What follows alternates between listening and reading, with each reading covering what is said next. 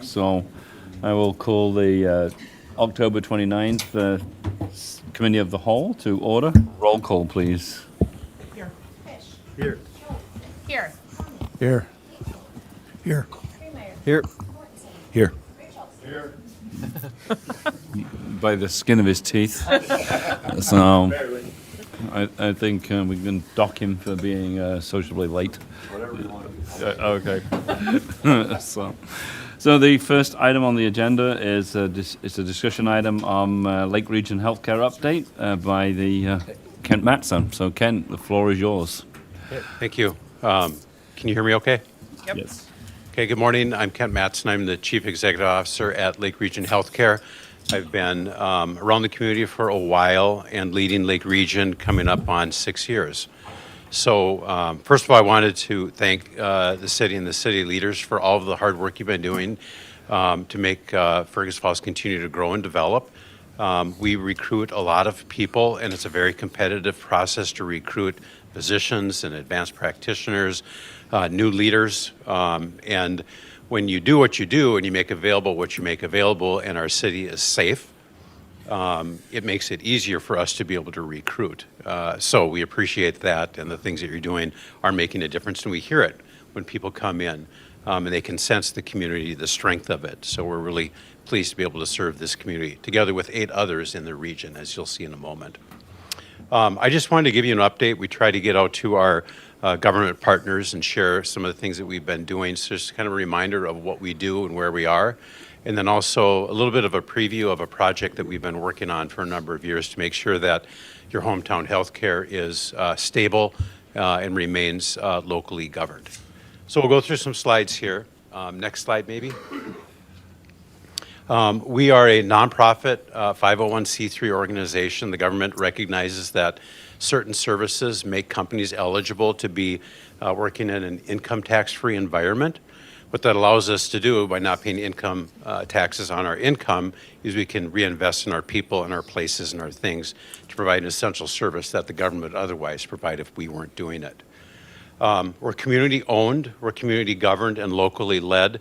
Many healthcare organizations have joined systems and become part of a system where the governance and the leadership is in a distant community. We partner a lot with the systems around us. They allow us to do our job to take care of our people, but we think that we can do better for the communities that we serve by having people make decisions, that is our board members, that are from the community. All of them are our patients, and definitely all of them live in our service territory, as you'll see in a moment. And we think the power of that is meaningful because if you're leading a regional system healthcare board, you're having to sit in a boardroom and think about what's best for Bismarck or Fargo or Wisconsin, and that competes for time and capital attention. Here you'll see a picture of our region that our board members come from, hail from, and make decisions for. We're a mid-sized rural health system, meaning we're not like smaller healthcare organizations. If you think about Hallock serves the city of Hallock and a little bit around it with a smaller hospital and a little bit of primary care presence, mostly to kind of take care of some light things. Heavy things they have to probably ship down to Grand Forks. We're also not a big organization. If you think about Centric Care, Sanford, or Health Partners, those large organizations, the smallest, largest, closest to us would be Centric Care with about 13,000 lives associated with their company. We've got about 1,300 between full-time and part-time at Lake Region Healthcare. There used to be probably 12 of us tweeners in between the bigs and in between the smalls. There's 5 of us left. Our peers have had to join systems. Geographic service territory, West Central Minnesota, Easterly and North Dakota. We, under our new strategic plan, as of October 1st, we are one company. We used to operate as 2 companies. So we took Lake Region Healthcare, that's been around since the 50s, and Prairie Ridge Healthcare, that had been around since the early 70s, and we merged them together to form one healthcare company. We merged our big company, Lake Region Healthcare, into our small company, and it's now Lake Region Healthcare. So we merged with the same name, but we went down to one company. You'll hear a little bit about why. But through that structure now we have 2 hospitals, one in Elbow Lake and one here, obviously.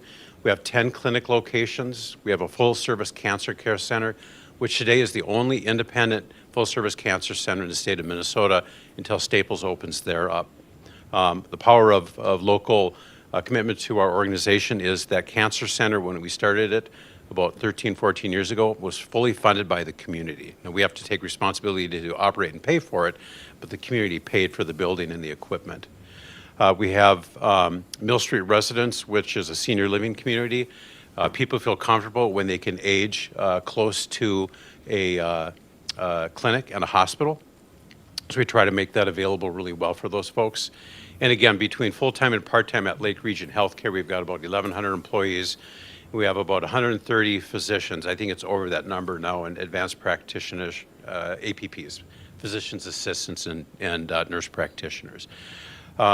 We have tripled our medical staff since 2010 when Lake Region Healthcare and the Fergus Falls Medical Group integrated and we began to operate all of the clinics. Again, it's a testament to the community, because if it wasn't a strong community, we wouldn't get people to come to the community. But having triple the medical staff triples the access for people. Our net operating revenue, that is, net after we take away contractual adjustments and those types of things from patient care operations. We have some other revenue. When we monitor our performance, we don't measure what we make off of our investments and our reserves. We measure only operating revenue. So we have more money coming in through investments and reserves, but we're going to be about a $210 million business this year if we meet budget, and headquartered in Fergus Falls. This is our strategic footprint. You can see that we serve quite a few counties in Minnesota. If you kind of zoom in on where we are into the state, it's a pretty big footprint. It's one of the larger footprints. We cover a large geography. But we've got, again, all of these clinics in the regional communities. Sometimes healthcare organizations say, let's bring everything to the larger community and have people drive. We've tried to do the opposite of it. For instance, we used to be open in Ashby just 2 days a week with one doctor. We're now open in Ashby 5 days a week with a doctor and an APP. Creates access. Does that footprint make sense to people, resonate? Next slide. This is our board. So this is the power of preserving our identity as a locally owned, community-led, locally governed healthcare organization. Our board members hail from our service territory. Most of them are in Fergus Falls because that's where most of our services are and our footprint is. But we're really happy that these folks volunteer their time to help lead us. Many of them are Fergus Falls community leaders, John Erickson and Chuck McFarland, both associated with Otter Tail Corporation for many years. Tindy Rund works with Fergus Falls School Districts, aligns our services with education. We have some providers on our board. Dr. Vasa is a hospitalist. And then Rebecca Basil is the first nurse and nurse practitioner that we've had on our board, and she's from the Brandon Garfield area. And again, when you have folks in those communities making decisions on like risk and resources and strategy, they're the ones that can really keep that hometown perspective. And that's where, again, we're trying to be stewards of a community-owned resources, because the people around here own the place, we don't. Next slide. Community impacts between Lake Region and Lake Region Medical Group. Again, about over 1,200 employees, part-time, full-time. We pump about $110 million into the communities that we serve through payroll and benefits. It's going to be a little bit more in fiscal year 26 because that's an old number from 2024. And in 56537, about 550 of our people call this zip code home. So many of the people that work at Lake Region hail from Fergus Falls. So I'll just pause there. Anybody have any questions? Any questions for Kent? No, I think you're good. You're on a roll. I have a passion for this place, so it rolls off the tongue pretty easy. Next slide, if you would. You're going to hear a lot about finance today, and the reason we talk about finance is if you don't have a margin, you can't accomplish your mission. Now, mission helps you accomplish the margin and achieve it, but they're two hand in hand. So sometimes at Lake Region Healthcare, maybe we weren't as good about talking about the margin as we could have been. and you're going to see what we've been doing about that over the last 5 years. However, safety and quality is really important. The government gives rankings through a star system to hospitals. And in 24 and 25, we've been able to get the highest ranking 5 stars. That is a ranking that is going down because there's many things that affect organizations and their ability to be 5 stars. Workforce is very tough in healthcare.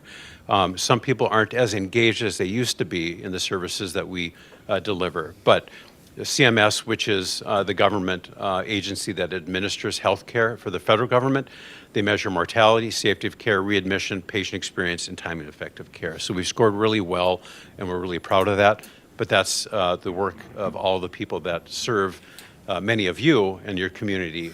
So feel safe, and that is quality care. Improving access through new providers. We really wanted to make sure that we didn't have to say no to people if they wanted to come to us, and we found ourselves before 2023 saying no. We also wanted to grow services so we could increase revenue. So this is a picture of all the providers. Katie Johnson put this together of the providers that joined us in 2023 and 2024.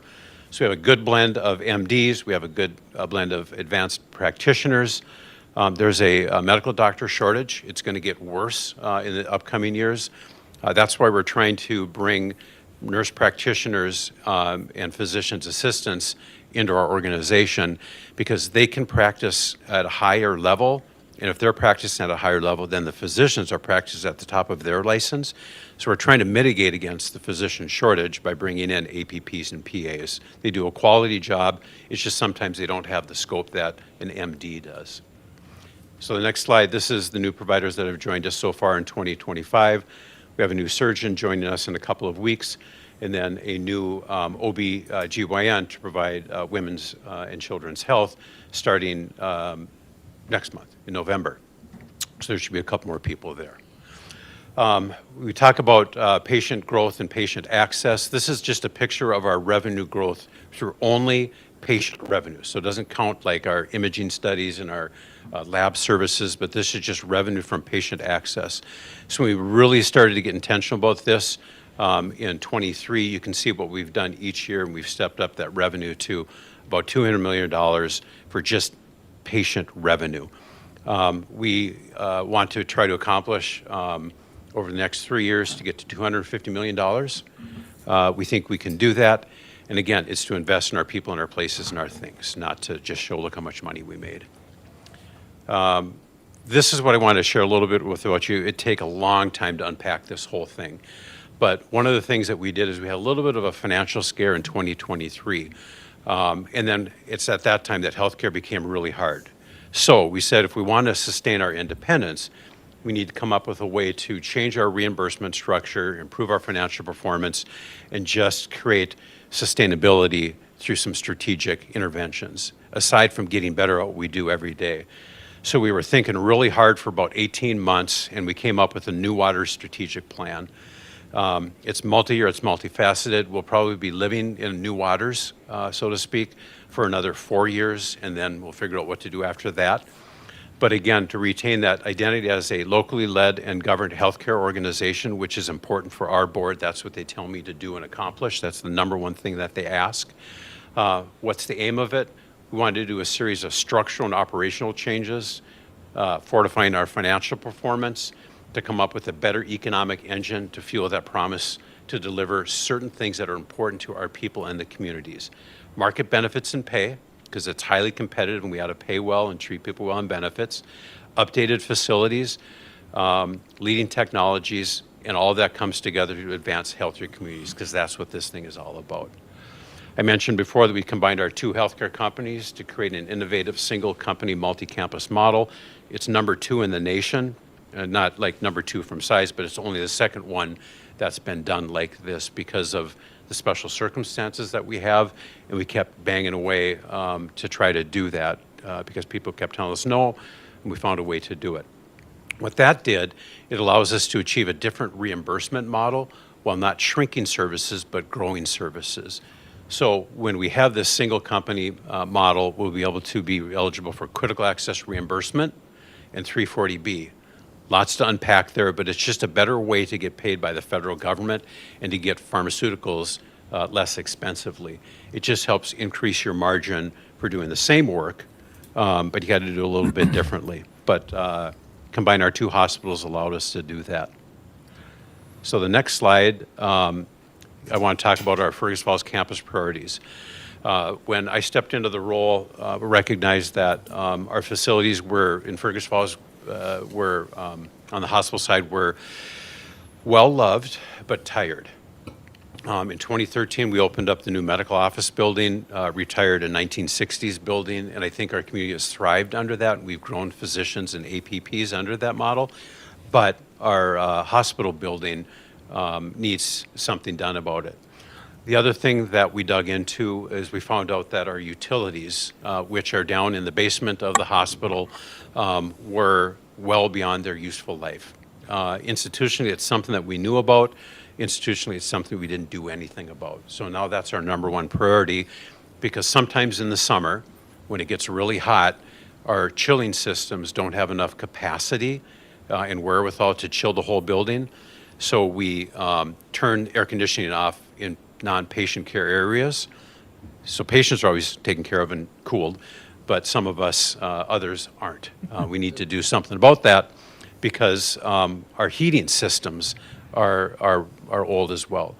Our newest boiler was installed when Truman was in office. And our most recent upgrade to our utility systems was in the 70s. We can't do anything about them in the basement because they're buried 3 walls in. So you'll see a picture of what we're going to do about that. The other thing is our campus is an assembly of kind of a Heinz 57 of buildings that have been around over the years, from the 1920s, the 1970s, a little bit in the 80s, but other than the medical office building and the cancer center, we've got a lot of old stuff for our main hospital, and that's where most of our services are. So we talked about what's priority. Emergency medicine. It's really important that we have safe spaces for people to be taken care of very efficiently. We also want to make sure that our law enforcement partners feel that they can manage some difficult patients well. So we're coming up with some better ways to create access that's secured, parking that's improved. But we're doing some planning around that now to see what the new building might entail for that service. Radiology and imaging services. We do a ton of imaging services, both for our providers and others. We have to have a better space because right now it's spread out all throughout our building and not very efficient. Surgical services and sterile processing. We've added 2 general surgeons this year. We need to increase our surgical capacity. We also have to make sure the way that we take care of our equipment for sterile processing is done well, so we need to expand that. And we need to continue to get into robotics technology. There's a robot that's called a Da Vinci that's probably on version 5 right now that we need to get for our surgeons, because that's where healthcare is going. We don't have one yet. We have robotics technology in orthopedics, but we don't have it in surgery yet, so we want to get that as well. Labor, delivery, and birthing services. Our providers are great, our nurses are great, our space is not great for labor and delivery. So we have some people leaving the community and coming back for pediatrics. We've got to do something about that. And then therapy services. We've got many, many therapists all spread throughout the building. We've got to figure out what we're going to do with that. We want to create an efficient, flexible facility chassis that can accommodate the future healthcare because it's dynamic and it's changing. So we don't want to build for today, we want to build in for the future. And while we develop this plan that is in process right now, we have to make sure it's on budget and in alignment with the schedule and that our board approves it. We don't have approval at all to do a facilities project. We're working on that right now to bring something to our board because we think it's important for our community. So this is our campus map. The purple there is kind of the best we could do to outline the property that we own. And you can see that it's a tight campus right now. We do have some residential homes that we've been using over the last years to house students, to house some of our leaders that have joined us until they can find housing, and also to house some physicians that come to us on a temporary basis. That's one of the things that's changed in healthcare quite a bit. Oftentimes you're getting physicians and specialties that don't want to locate in one community. They want to provide service on a contract basis. So they come to us for a few weeks and then they go to where they live and then they come back and so on and so forth.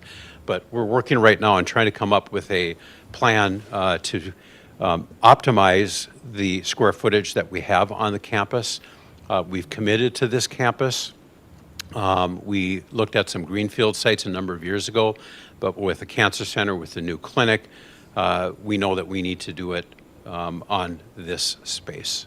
So we'll be talking more, maybe some of the planners at the city to talk about zoning and share with you what we're doing, because we won't do anything without talking to you about it. That's important. This is a bird's eye view of the facilities.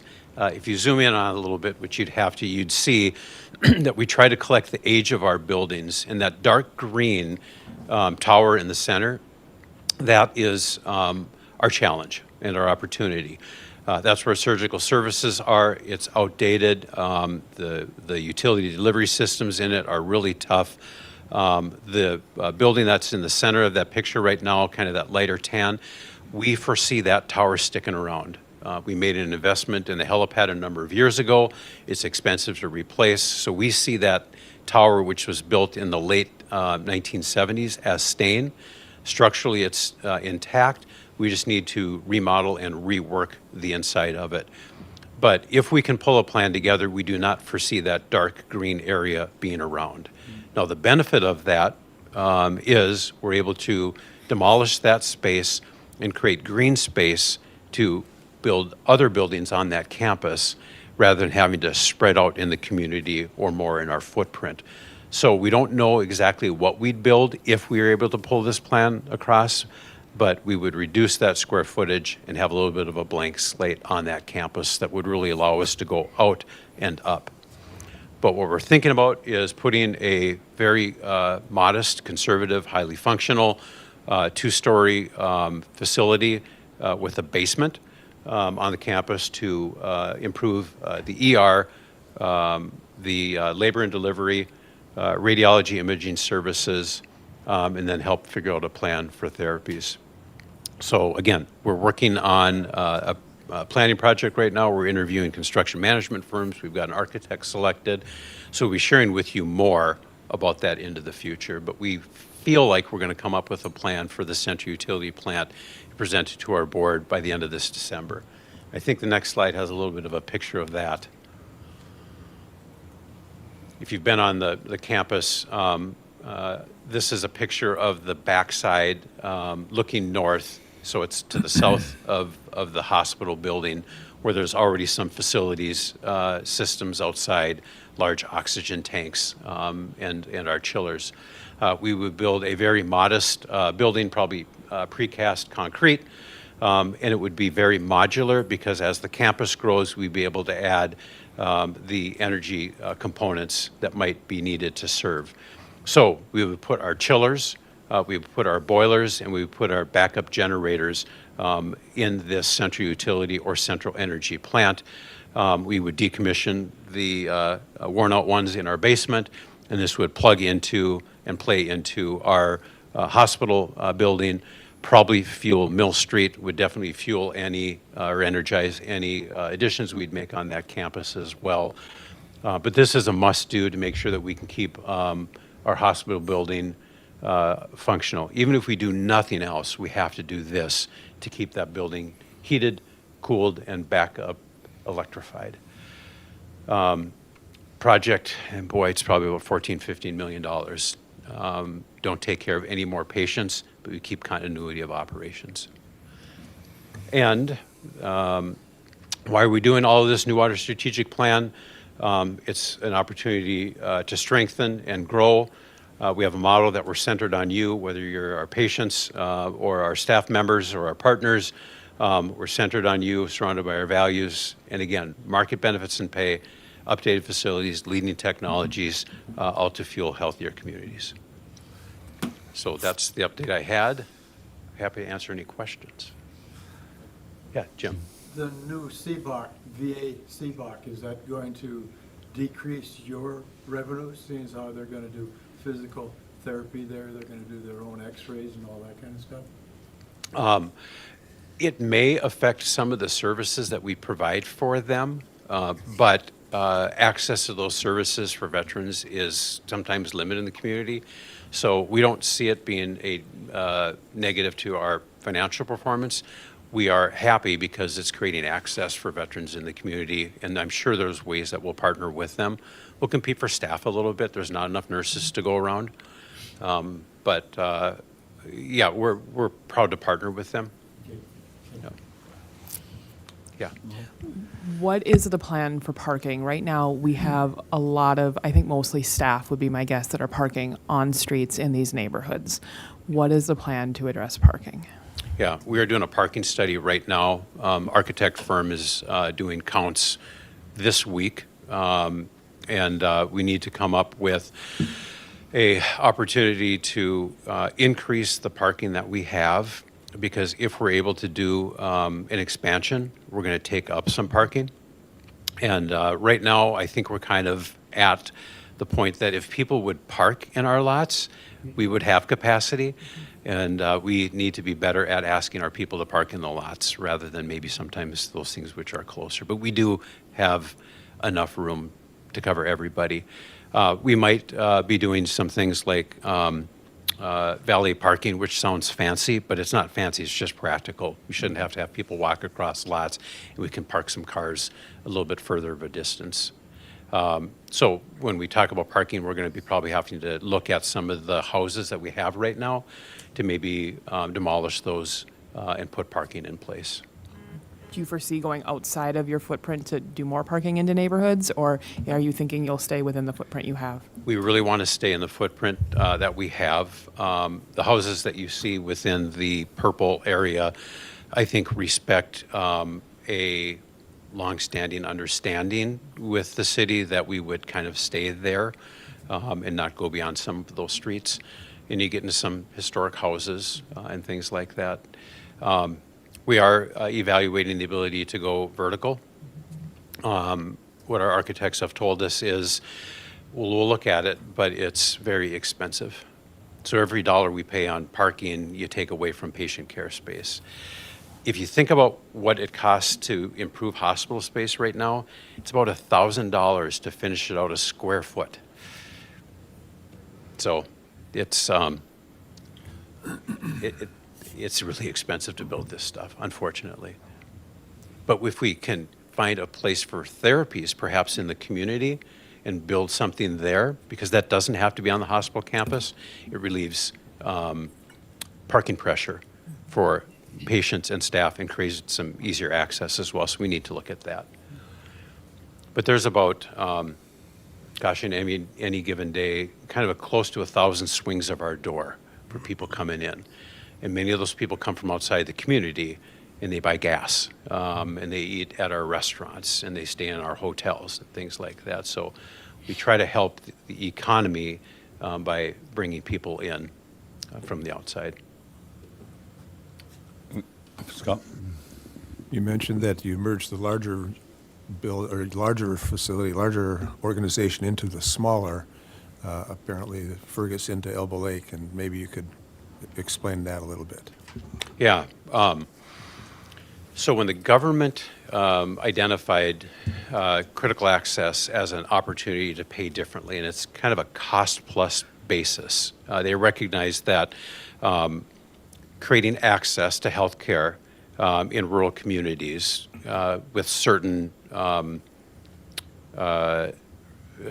eligibility requirements needed to be funded differently, because we don't have the volume here that they have in an urban and a suburban area. Healthcare in St. Cloud, Minneapolis, St. Paul is a different game. It's still hard, but you've got the volume there.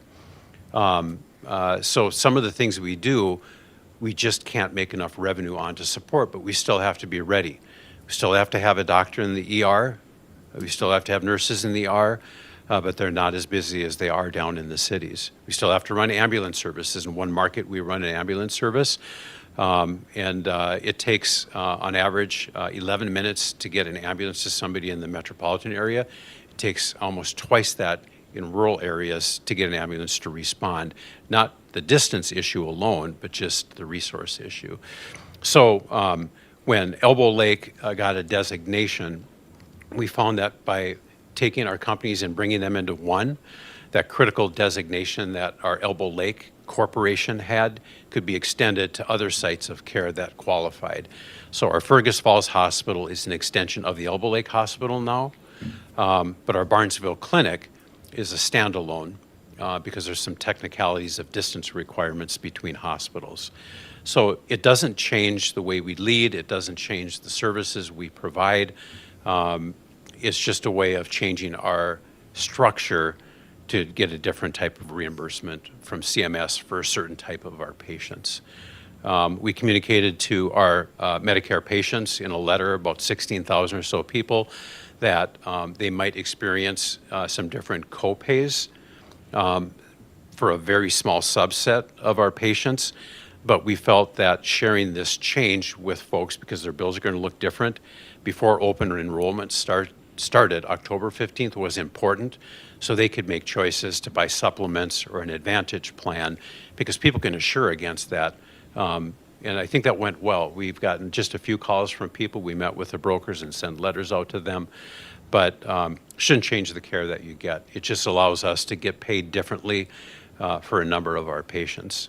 And then it also, there's a little bit of a different contribution formula for facilities capital. You get to claim some costs on the cost report, so it can help pay for some of the facilities.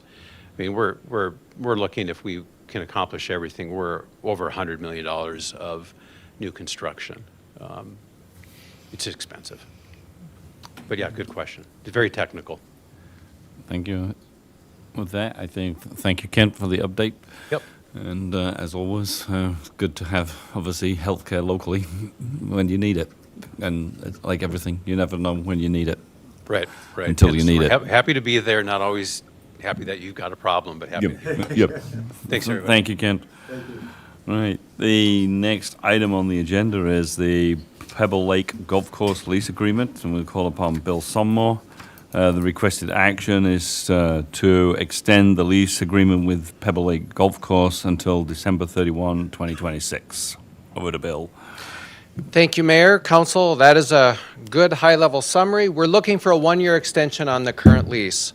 Councilmember Mark Layton and city staff have been meeting with the golf board over the last number of months.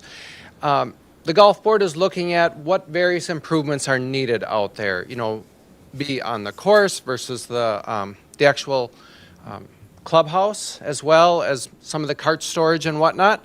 So they're in the process of that, looking at what projects and updates would look like. So they're not ready to bring stuff forward to the council yet. That will come. You will all participate in that process as we look at what does the future look like there. So the plan is for that to take place during 2026, come to the council during 2026 with some of that information and get your thoughts on that.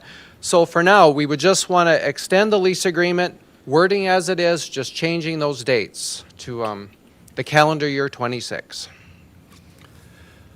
Mark, do you have anything to add? I appreciate all the effort that Pebble Lake has put into this thing. Bill has indicated, we have had our meetings with them. No different than what we've heard from Mr. Mattson today. This project needs more study. It needs more collaboration. And rather than forcing that change before all the facts are in front of us, we felt 1 year would be an adequate time for us to continue that study. So again, it's the best thing to do is just extend this for 1 year and see how this thing, if you will, how the clay plays out moving forward. So I appreciate the council's support on this extension. Would somebody care to make the motion? Mark, you want to make a motion? I make a motion to approve the lease for 1 year. Right. Thank you, Mark. Would somebody care to second it? I'll second that. Thank you, Laura. Any further discussion? Mr. Sonmore, I appreciate your time. Do we have any updates on revenue generation for 2025 at the golf course? And also, do we have any updates on any major improvements or things that were done out there this year that we know of? I don't have that yet, but that's something we can get obtain their financial statements and get them out to you. As far as projects, Guy, you can correct me if I'm wrong, but updates were made to the kitchen. You know, we had those issues with the air conditioning system and the range hood and the grease recirculation of that. The one system was moved out. We actually moved it down to our city shop, so that did not go to waste. It was used down there. We have more HVAC systems work to do down at our city shop. But then the new system was installed, and that is completed, so that's ready for next season. That's probably the major thing. As far as out on the course, I don't know. They're always doing irrigation, repair and maintenance, you know, so many heads of the irrigation system a year. They But- did upgrade the irrigation system this year, all the heads. Okay, good.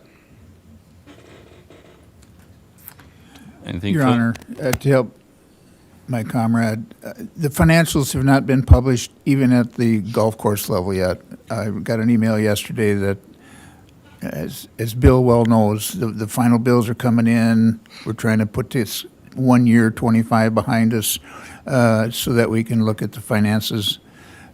So those numbers are pending. They're just not available.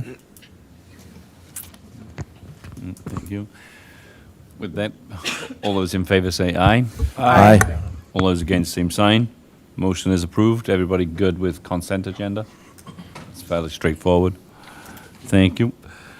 The next item on the agenda is the traffic marking contract with Ottertail County. Call upon Len Taylor, recommendation to the council to participate in the 2026 traffic marking program with Ottertail County. Thank you, Your Honor. This is an annual resolution that we come to you looking for. We partner with Ottertail County for the traffic markings. It's a matter of efficiency. We partner with them. The striping contractor comes in to do the roads, so it just makes sense that they do the county roads and the city roads at the same time. So the county manages this project. They submit or publish bids and take in the bids and award a contract and manage that. We do provide them with some assistance in marking our areas and a ride-along employee just to make sure everything's covered. But it's an annual program. We did actually reduce the amount of striping we're doing. We used to do it twice a year. We're just doing it once a year now just to reduce costs. And I think what we're seeing is that's effective. We're not seeing the lines totally obliterated within that year. So we don't feel that the twice a year is necessary. But just seeking the resolution to approve entering into that agreement with Ottertail County for 2026. Would somebody care to make that motion? I'll Thank second you. that, and I have a question. Thank you, Jim. Thank you, Laurel. Go ahead with your question. In the packet, the letter from Ottertail County referred to both a striping program and a seal coating program. Do we ever use them, or are they more economical than what we're doing in-house, or how does that work? It's been looked at in the past, and it's been, I guess, decided that it's more efficient to do that project, the seal coats and the overlays in-house. Okay. Their contractor is basically doing county roads, and in the city, it's different. You got manholes, catch basins, valve boxes, all that, so it's a whole different game. Any other questions? If not, all those in favor say aye. Aye. All those against, same sign. Hearing none, the motion is approved. Everybody good with the consent agenda? The next item is Highway and Trail Maintenance Agreement, again with Ottertail County.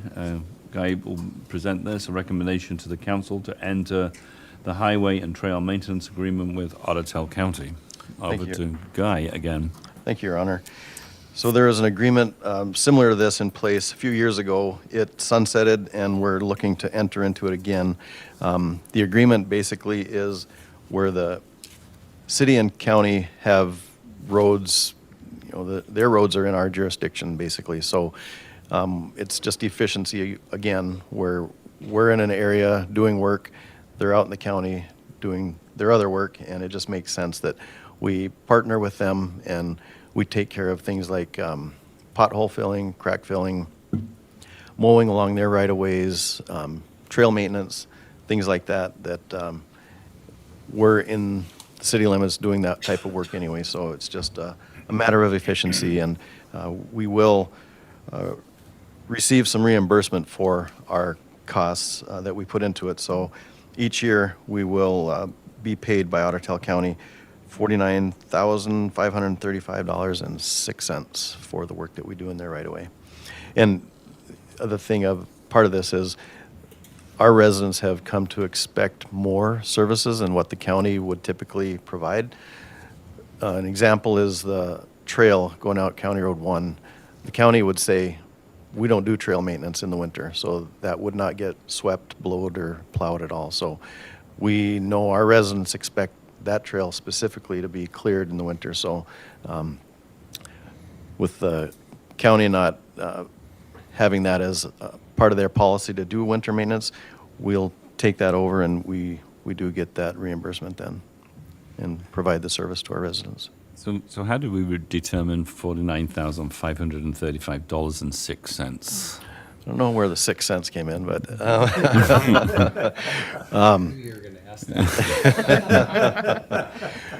we looked at, I don't know how the original amount was determined from the previous contract, but we just added an inflationary cost to that and came up with the 49,000. Right. So Thank it's you. based on the amount of work that typically is needed to be done in there right away.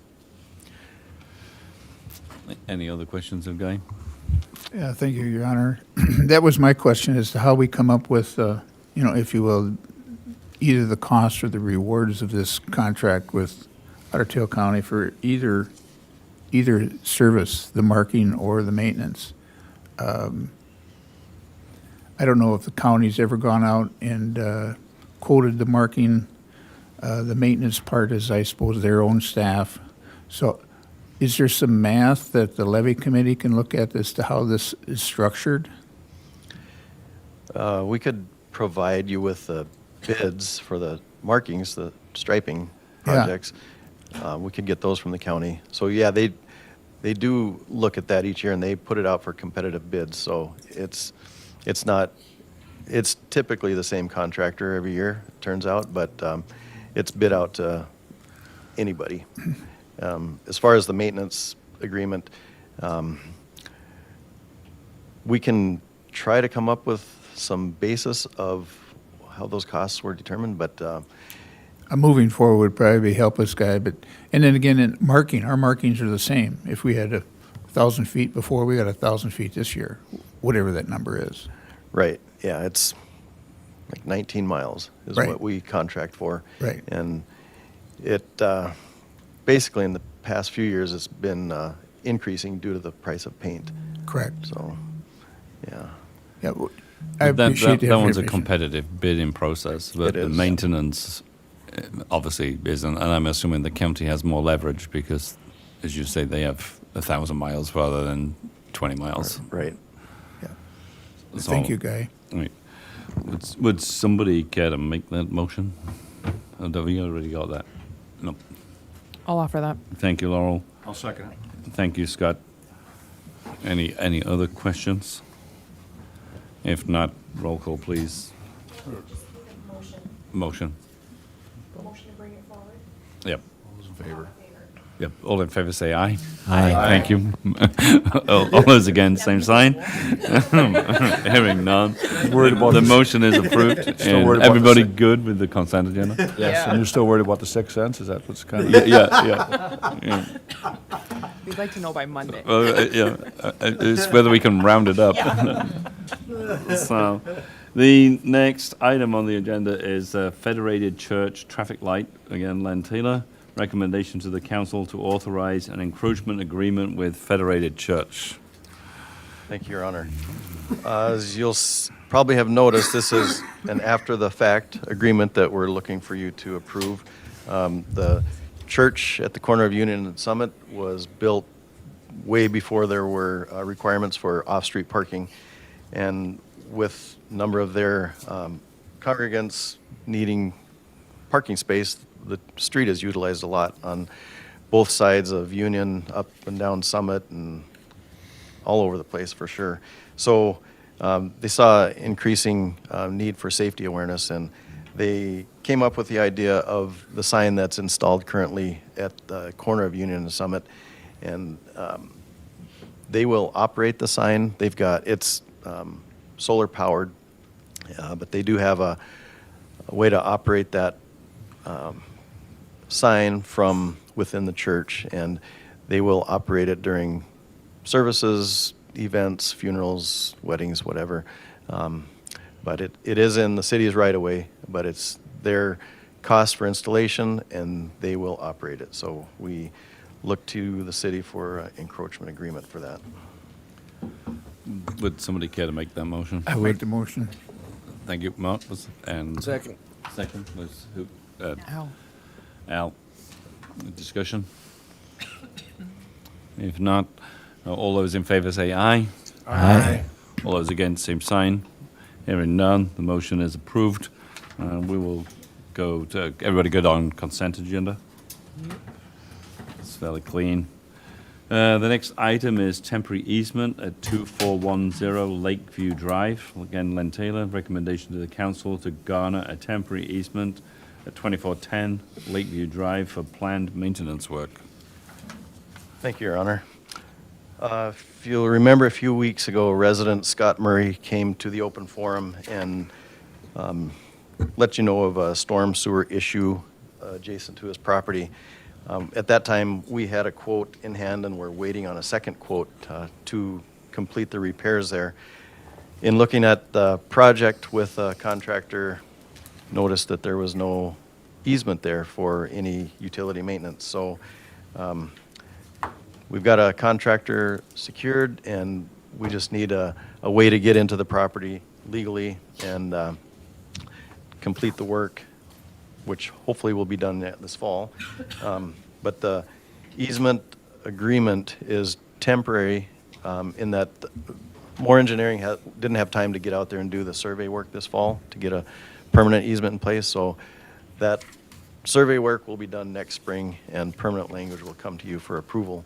But as you can see on the screen, the red line drawn through the property depicts where the easement will end. It'll start at the west line and extend over to the east 85 feet, and that'll give us enough room to complete the work. The storm sewer line comes in up in the northwest-ish corner of the property, so we'll have plenty of room there to do the work. But we need this temporary easement just for legal access. Somebody care to make that motion? I'll opt for that. Thank you, Jim. Somebody care to second it? Scott? Any other discussion? Yeah, Mr. Taylor, when is the proposed work scheduled to be done there? As I mentioned, we're hopeful this fall yet. We don't have a solid date, but we do have a contractor who said that it should still fit in his schedule. With that, all those in favor say aye. Aye. All those against, same sign. Motion is approved. Everybody good with consent agenda? To help Mr. Murray gets his stormwater sorted out. The couple of new items, recommendation to deny tobacco license for Smoke and Cloud. Over to Bill Sommer. Right, thank you, Your Honor, Council.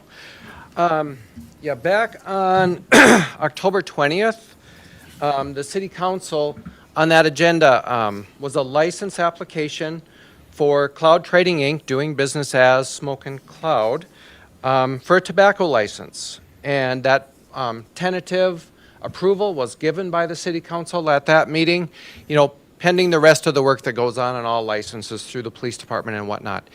Since that time, the check that they paid, their $100 fee, was drawn on a closed account. So the city did not receive the fee. So according to City Code Section 111.04, you know, that fee has not been paid in full, so that application is not valid. So the request is simply then for you to deny that license. Am I missing anything on there, Lynn? Okay.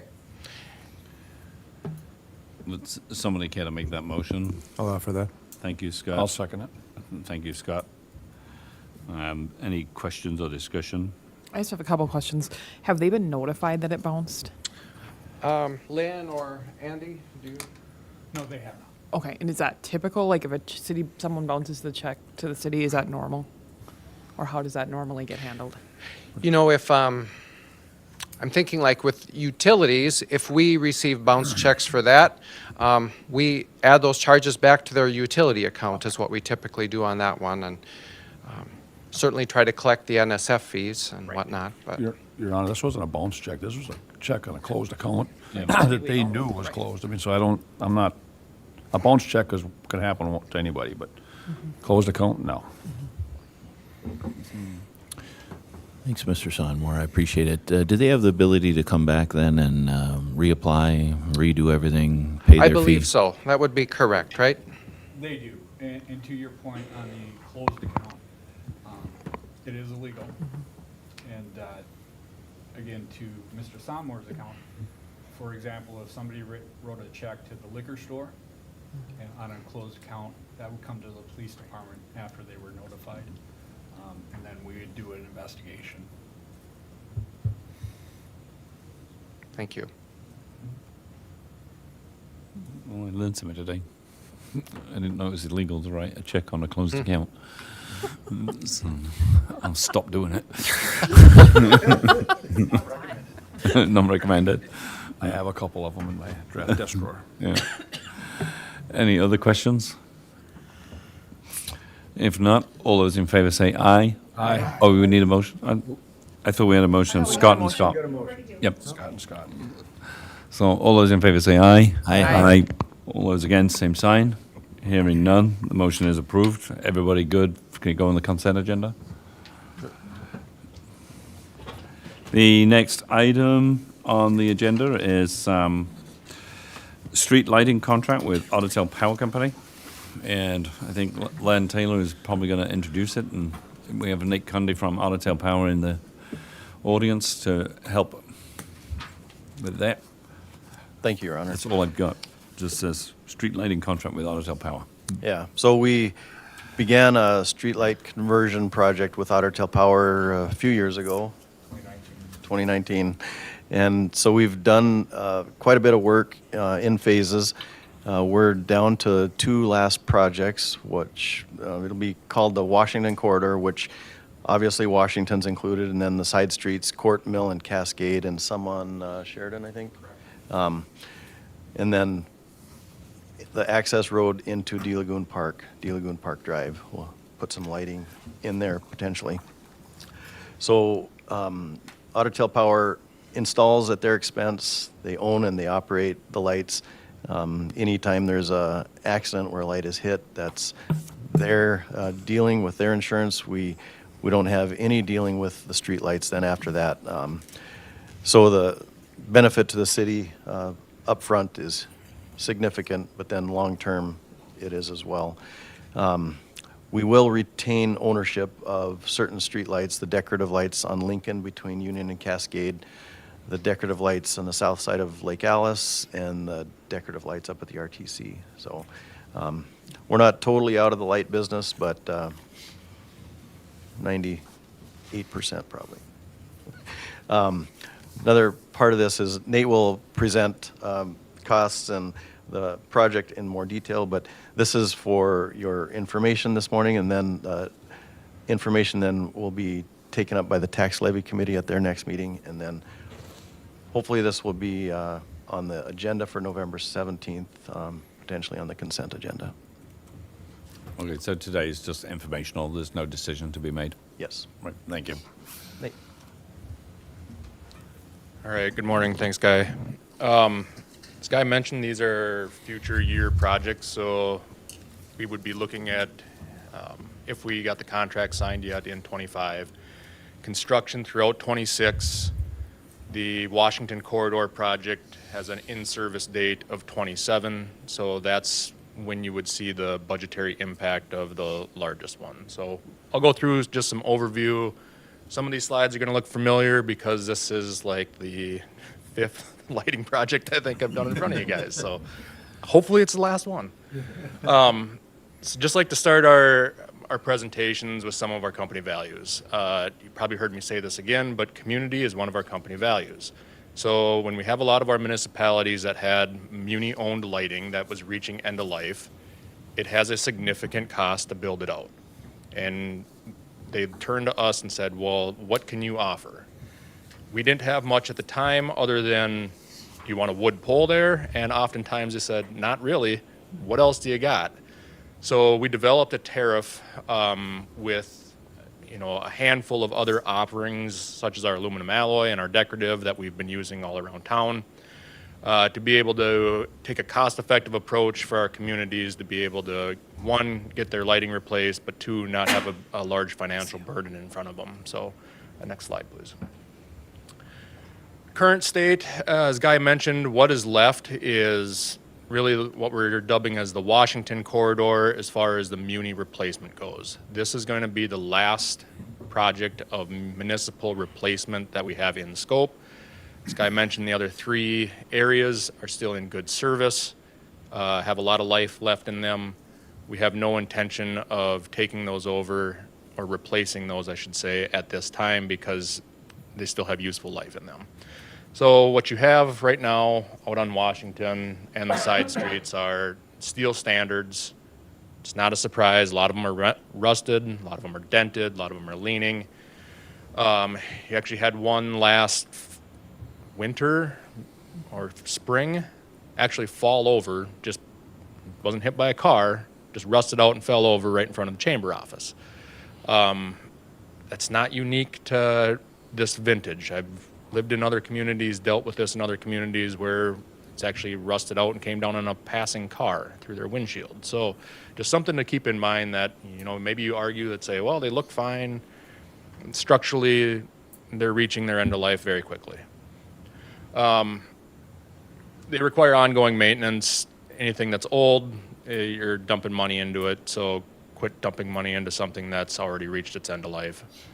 There's no breakaway bases on here. All of our aluminum alloys, as well as our decorative fixtures, have a crash rating and kind of what they call it, a breakaway base. So the standard is hopefully reusable.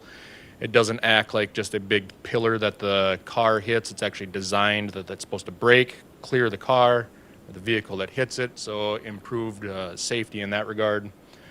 Again, like Guy mentioned, you guys don't have any maintenance. You don't have to do the utility locating. There's a potential to save on your insurance premiums. Yeah. Right now, these lights are being charged on an energy-only rate, so they're not metered. But what that means is that we don't have a maintenance contract with Artel Power to do those. You have to hire an electrician anytime that you work on any of that because it is, in the state's eyes, privately held. It's not held by a utility company. Just some pictures of kind of what you got going on. A lot of these are, what's already been in scope for replacement projects. So some of this is going to be on Vernon. Some of this is going to be on Lincoln and Union, et cetera. But the picture on with the open handhole there, you can see there's a porcelain block in there. That's actually what is the connection that goes up to feed the actual lighting fixture with a screw-in bus fuse, right? So if you think of like your breaker panel in your house, you don't have screw-in fuses, a majority of us don't. And if you were to have that or have issues with that, you would get it replaced with a breaker panel. Okay, well, the same thing is kind of held true in the lighting industry as well, in the utility industry. We don't see open contact porcelain that can, I mean, seriously, the connections are live there. If they were to get up against the pole becomes energized because it's a steel conductor, right? So there's just been a lot of advancements in this. They're all circuit breaker protected. They're all ground fault protected. So just the updated wiring alone is improvement for pedestrian safety. But again, you have just typical paint issues, ground line issues. Go ahead. You have some failing wire. We've had some that you've replaced temporarily with overhead. I don't believe there's any on Washington that I have temporary, but as a result of the Junius Road project, the side streets on the south side of Washington are now dark with no plan to get those repaired or in service unless we move forward with a contract yet this year. So go ahead. Again, just some general pictures of kind of what you got going on. Next slide. Again, you see my little Trump side, age liability. Again, just a lot of your stuff it's reaching end of life. Nobody does lighting better than us. Everybody's talking about it. Go ahead. So again, this is the final phase of the Muni-owned lighting that you have that we are looking to replace with tariff offerings. So hopefully this is the last time I'm coming in front of you for a Muni replacement lighting. You have, what I'll present today is actually two contracts. Guy referenced it. It's the Muni Replace project as well as the D Lagoon addition. So in the Washington corridor, there's 44 lights that we're proposing to install. 28 of those are going to be aluminum alloys. So if you picture what's coming down Lincoln, what we have some on Union, we have the ones going out on Pebble Lake. Very comparable to what's out there now.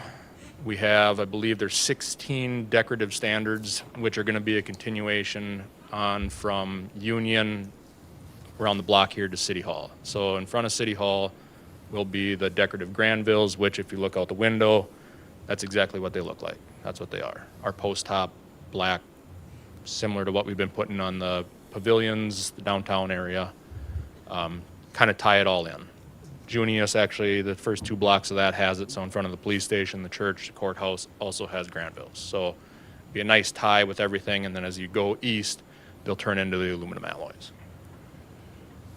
I apologize. Our designing software in the infancy stages of it does not provide a very good like PDF staking sheet. But any of these red dots represent one of our light locations. These are subject to change when it comes into construction phase. So we have the latitude to, when we get the locate called in and we say, okay, here's where we surveyed out the light to go, and there's conflicts, we have no problem adjusting it by a couple feet if we need to. Or the city says, hey, this is a tough radius to make, can we move it 6 feet? Or can we move it to the other side of the street?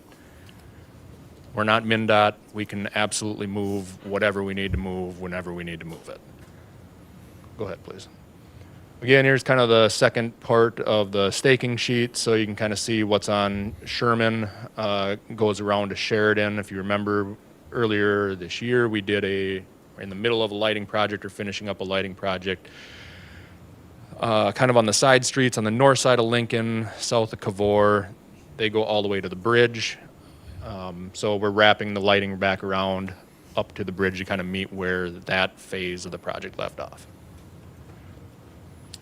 I'll just stop there. Questions on the Washington corridor project before we jump into the D Lagoon one? Maybe go up to the first info slide again.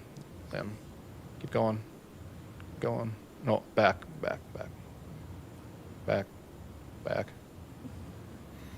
Right there. Okay.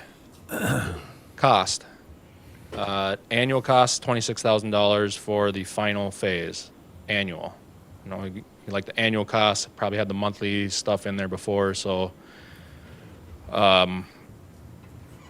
just to put that into perspective, I think you maybe see in another slide, the last lighting project that the city did was 2015, 23 lights up at the RTC, cost you about $250,000 in 2015 for 23 lights.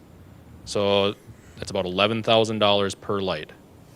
If you were to be able to buy one of my aluminum alloy poles, install it, you would have to be able to do that for $11,000, and you'd recognize a 30-year payback of what you're paying per month for us. That's without the cost of energy or the maintenance or locating the underground facilities. So you pay about $30 a month for each one of those aluminum alloy poles. Okay. Yep. So questions on the Washington corridor one? No, I think we can keep moving, Nate. Okay. D Lagoon has this is a new lighting project, a new proposal. Obviously, there's a new campground out there. We hope to see a lot more increased use and traffic out there as a result of that. So what we've proposed is 27 new lights. These would be on 30-foot wood poles. They'd have a LED 13 fixture, so the volume of them, as far as like how condensed they are, they're going to be way more spread out. But instead of using an LED 10 like we see in town here, we've increased that to an LED 13. It just has a larger footprint for the light. The cost of that one was, I think, $13,000 annually. We plan to put in all underground conductors out there.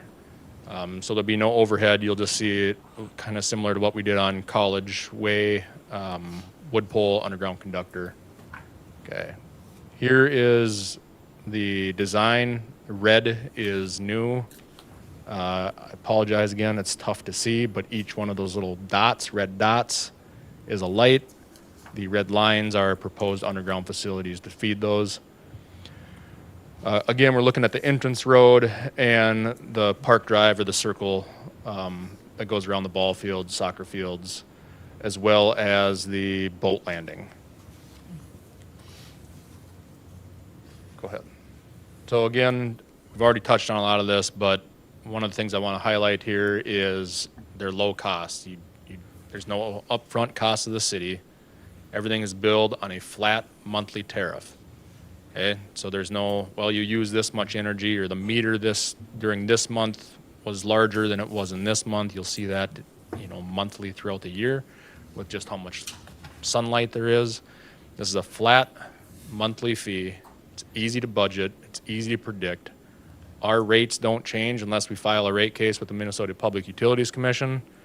Street lighting is like low priority for rate change. It's not a moneymaker for us, right? Going back to our values, we want to see the investment in our communities. We want to see our communities thrive because that's how we thrive as a company. Again, no maintenance, and you have potential for reducing your liability. Go ahead. So again, we've already kind of touched on a lot of this stuff too, but it's cost effective. We're improving the safety for the community, our pedestrians, etc. Visually, it's a much needed upgrade in my opinion. And then two, the last thing, it demonstrates a visual investment into the community. You had Lake Region Healthcare coming up here talking about attracting and retaining physicians, employees here. People want to live in a place that looks nice, is well taken care of. This is a simple way that we can do that. It's cost effective. Again, it's something's going to have to be done eventually, whether you continue to operate it and dump money into it, or replace it on your own, or choose to continue to partner with us. So what we're installing, again, you've seen this. We use these helical screw-in bases. There's our aluminum alloy pole. I got some pictures again on the next slide. So there it is in front of Walgreens. Our decorative ones are the ones on the Spies Pavilion, the Granvilles. As I've mentioned before, on our LED Cobra head style, we have gotten, maybe some complaints. We put a new light up and they say, oh, it's bright, it's shining in my windows. We have the opportunity to make adjustments with those. The pitch of the head is actually adjustable, but the second piece, we have a trespass shield that we can put on there that stops that backlight from shining on that house. So if we have residents that end up with one of these in their yard, or businesses or downtown apartments, we can make some adjustments as needed, and they're usually pretty effective. We already touched on this stuff. Again, I mentioned the $250,000 for the RTC fixtures.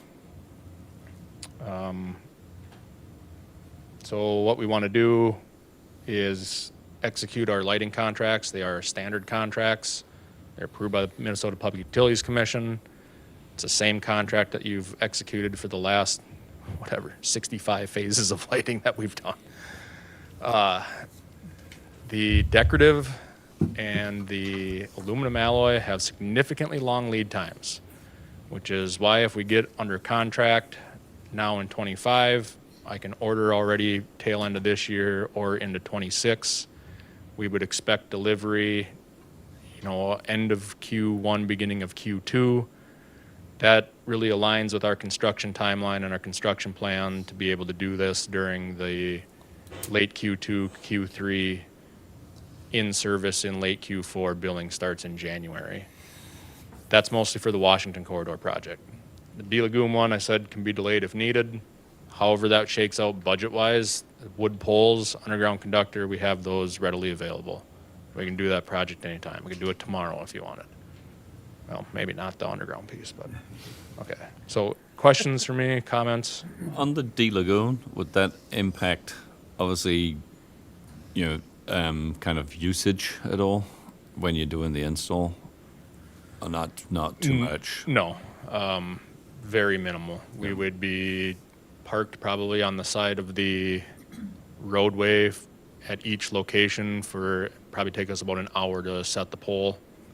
And then as far as the underground installation goes, we would, majority of that is going to be plowed.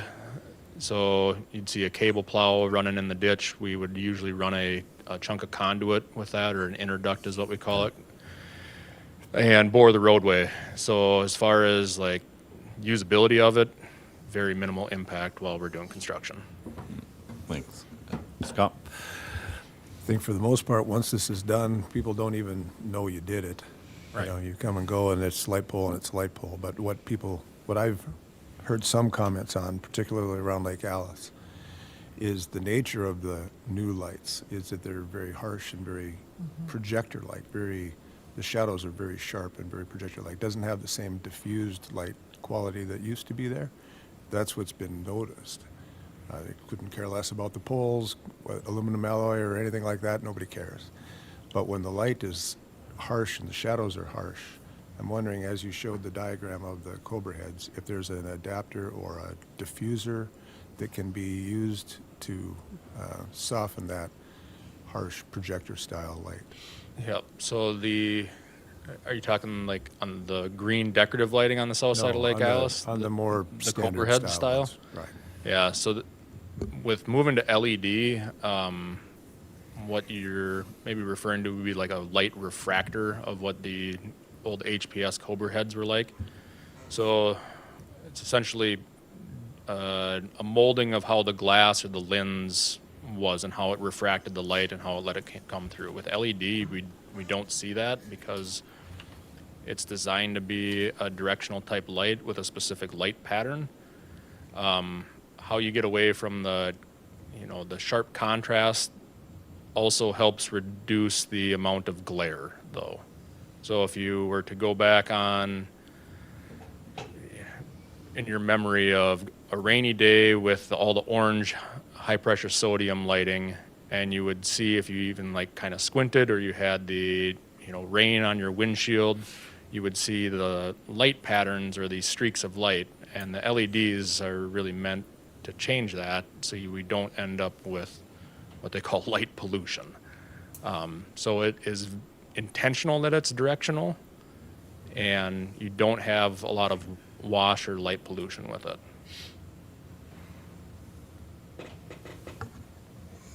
No?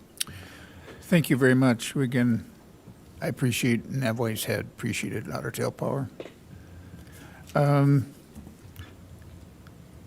In regards to the total number of streetlights Fergus Falls has compared to the number that you own and we, if you will, subscribe, I just haven't had an opportunity to look at the current city policy in regards to who's insuring, and I don't know if those numbers of light poles that are currently on the policy for the city are correct.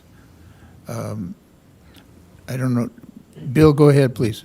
And Guy, correct me if I'm wrong on this, but we've looked at that in the past, and it's those decorative poles they are called out specifically in property in the open, right? Right, the ones that I mentioned. So RTC, Lake Alice, and downtown are the ones we own and will continue to own. That's the ones we'll be insuring.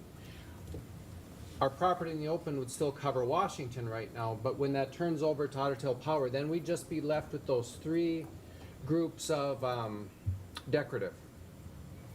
Okay.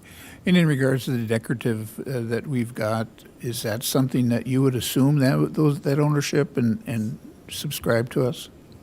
Not with the three that are in place because they're outside of our standard offerings. So I hear why you. we can do this cost effectively is because across our entire organization, right, we offer 5 light types. So the same one that get installed out in Carrington, North Dakota that gets hit by a car, we only have to warehouse one type. So when it gets hit by a car here in Fergus, we have one in our warehouse that we can get. We don't have to wait and order a specific one.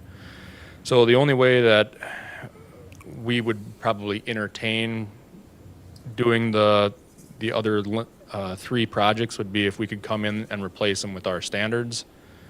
But again, there's plenty of life left in that. You're looking at a cost increase to go to a decorative tariff with us. Run what you have into the ground and then Yep. let's talk. Thank you. So the policy has been corrected and updated, and we just need to make the next step when this next project is done. Thank you. Yeah. Laurel?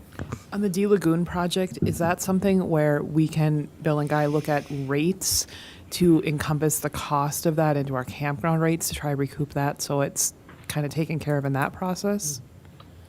Something to think about. But I don't believe, Your Honor, I don't believe there's any lights in the campground. I don't think, is there? Right, but it's access With to this it still. proposal, there's a couple. Right, okay.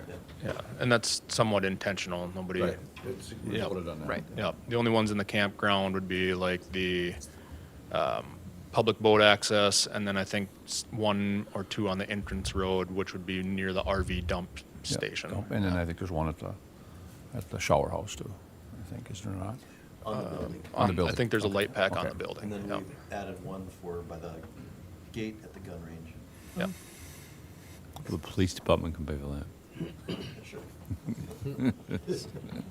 Price just went up. Okay. That's just- Any other questions? Mike, do you have a question? No, just a comment, Mr. Kunde. I appreciate you being here today. Appreciate our connection with Otter Tail Power. They're vital to our community, and this just makes our community look better. Other than cost, why did we go with a wood pole out at D Lagoon and not the aluminum? Is it just a cost issue or? Cost, yep. Okay, it could be an aluminum if we had the option.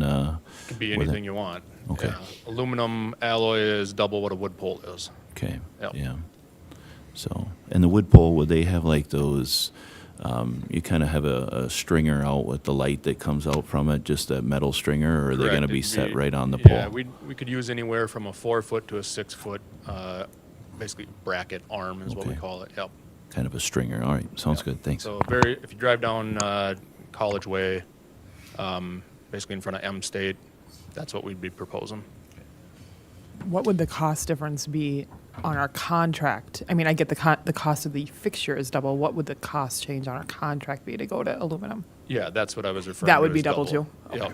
Okay. Yeah, aluminum alloy, well, maybe not quite. So with an LED 13, I think you're about $23, $24 roughly on a wood pole. With that would cost the same. So the light type would be the same.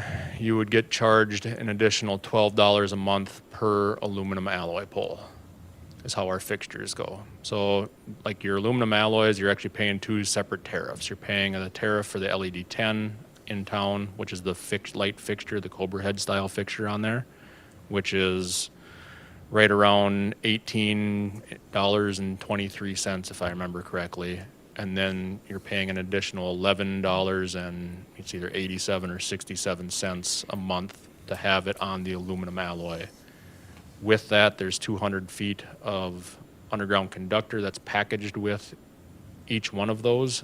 So out in D Lagoon, when you get the contract, you'll notice that there's additional cable footage at 11 cents per foot because you're exceeding the 200-foot span of included underground conductor.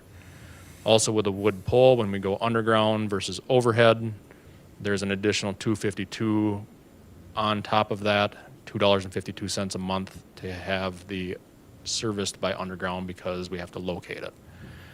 With the span lengths that we're having proposed out at D Lagoon, overhead is not a viable option.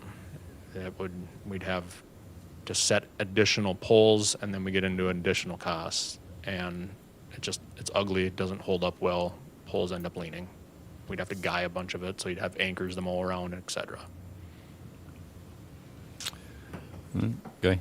Nate, you mentioned for the Junius Avenue project in the streets north and south that went dark. Yep. You can do some temporary. Yeah, so when the muni lighting that's on the side streets went dark as a result of the Junius one, because we are doing the replacement on Junius, there was nothing accounted for construction-wise to refeed those lights.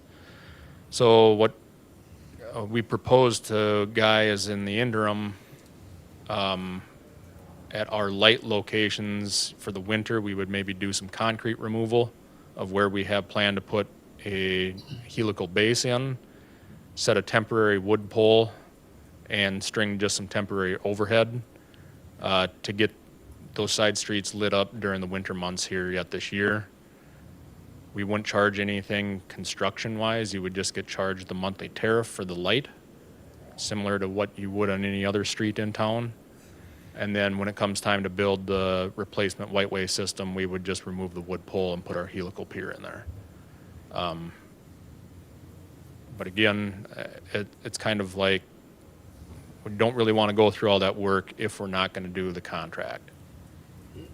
We'd rather come up with a more permanent option or say, well, fix what you have there then, so.